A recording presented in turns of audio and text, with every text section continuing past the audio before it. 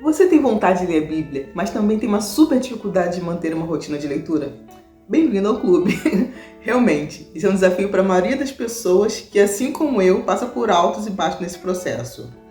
E hoje eu quero falar especificamente sobre ler a Bíblia.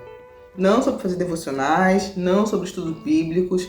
Eu quero me atentar somente a esse tópico. Leitura. Leitura para absorver conhecimento, para familiarizar, para ouvir a voz de Deus, mas vamos lá. Mas antes de continuar, não se esqueça de curtir o vídeo, se inscreva no canal e compartilhe. Eu conto com a sua ajuda. Pode ser chato esse momento, mas para que o YouTube entenda que esse conteúdo é relevante para outras pessoas, eu preciso que você me ajude, porque agora eu estou me desafiando a conseguir meus primeiros 1000 inscritos. E eu conto com você. Tá, vamos lá. Vamos voltar ao nosso assunto, né? Fala-se muito sobre planos de leitura de um ano e que funciona para muita gente, tá? Funciona muito bem, eu conheço muita gente que consegue fazer esses planos, mas não é o meu caso. Eu já tentei fazer diversas vezes esses planos de leitura de um ano, de diversos planos diferentes, mas nenhuma vez eu consegui e toda vez fiquei frustrada. Mas eu não desisti. Em algum tempo eu tenho tido muito mais consistência. Acontece sim, de algumas vezes eu consegui ler, ou leio mais uns dias, menos em outros, mas tem sido mais consistente, assim, meu tempo de leitura, de dedicação a isso, sabe?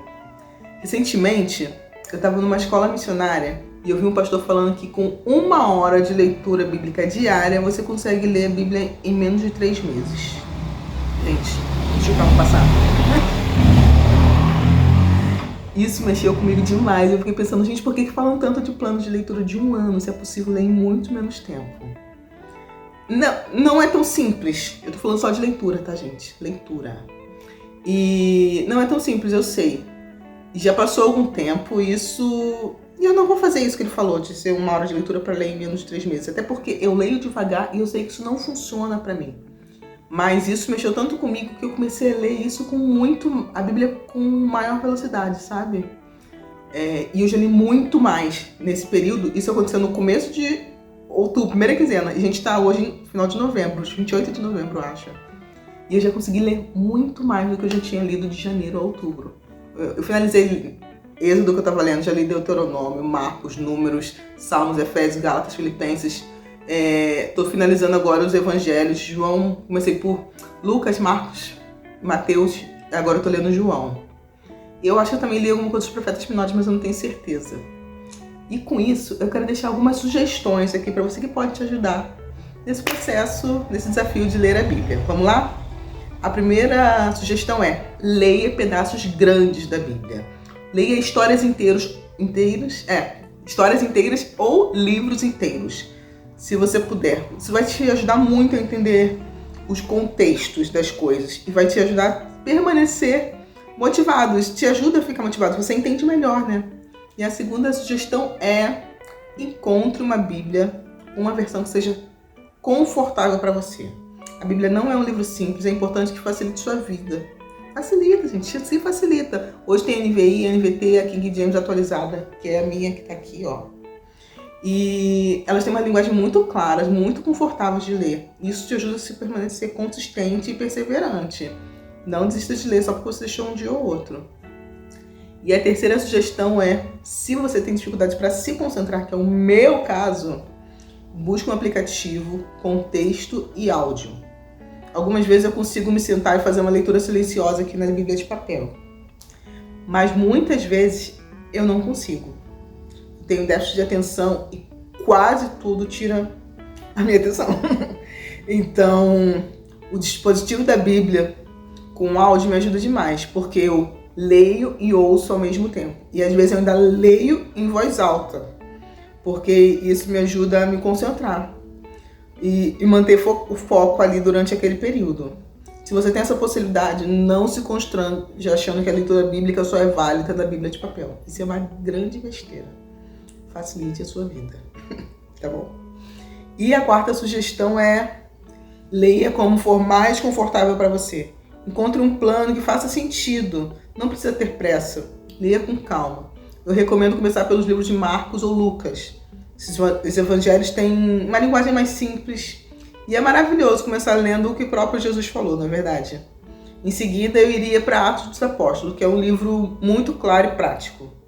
E depois ia lendo todo o Novo Testamento e tudo mais. Muita gente recomenda assim começar pelo livro de João. Sinceramente, eu acho esse o evangelho mais difícil de leitura para mim. Eu acho ele muito filosófico, ele já começa com o princípio era o verbo era Deus, sabe? É uma coisa muito louca. Então assim, pra mim, eu acho ele muito difícil. Mas se esse for o seu estilo preferido, então começa por ele. A Bíblia, gente, ela é um alimento espiritual e é importante que seja saboroso para você desejar comer novamente.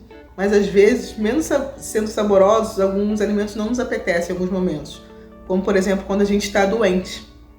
Às vezes, também, quando a gente está doente, a gente não quer comer, não é verdade? E às vezes a gente se sente doente espiritualmente. Então, a gente tem que ter bom senso nesses momentos.